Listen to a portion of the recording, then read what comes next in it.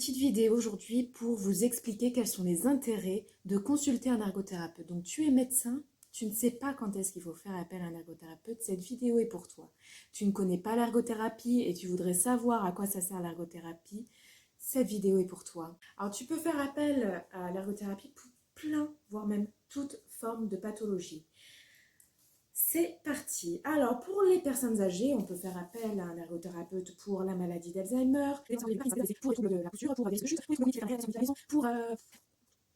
pour tout. Pour les enfants, on peut faire appel à des enfants qui ont des troubles neurodéveloppementaux, des dysgraphies, un trouble de développement de l'attention et de l'hyperactivité, des troubles du spectre autistique, des trisomies, des polyhandicapés, des troubles de l'oralité alimentaire, et j'en passe. Pour les populations adultes, donc si vous avez une population qui a une amputation, une brûlure,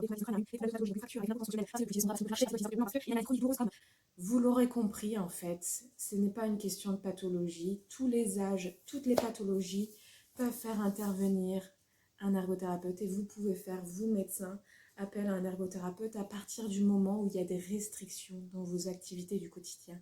À partir du moment où vous avez un patient qui vous dit « je n'arrive pas à monter mes étages chez moi, je n'arrive pas à écrire, je n'arrive pas à faire ma toilette, je n'arrive plus à manger, mon enfant écrit mal, mais mon enfant a du mal à se concentrer », vous faites appel à un ergothérapeute. Et si vous, dans votre quotidien, ma vidéo vous interpelle et que vous rencontrez des difficultés, vous pouvez faire appel à un ergothérapeute.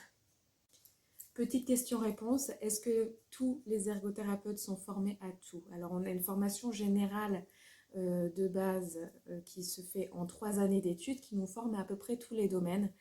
Après c'est vrai que de par notre expérience professionnelle ou notre formation, si on suit des formations diverses et variées, on va se spécialiser dans tel ou tel domaine. Voilà.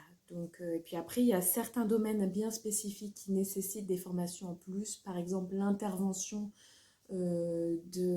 sur des troubles d'oralité alimentaire chez les enfants, c'est une formation bien spécifique. Et vous avez d'autres domaines un peu plus spécifiques comme les déficiences visuelles qui nécessitent aussi un apprentissage un peu plus poussé ou la mise en place de l'outil informatique en milieu scolaire où je vous conseille d'aller voir des ergothérapeutes spécialisés. Voilà, pour ma part, je prends en charge surtout des populations adultes en rééducation, donc toute forme de pathologie. Pour le coup, j'ai un parcours assez divers et varié dans le domaine adulte de la rééducation et les personnes âgées. Beaucoup les personnes âgées, j'adore ça. Donc les visites à domicile avec la réadaptation cognitive et l'adaptation de l'environnement sur des difficultés, des incapacités physiques et des risques de chute à domicile. Et je me forme et je suis formée de plus en plus à la pédiatrie, donc sur les troubles de l'écriture de l'enfant, avec les dyspraxies, dysgraphies, un petit peu TDAH. Voilà.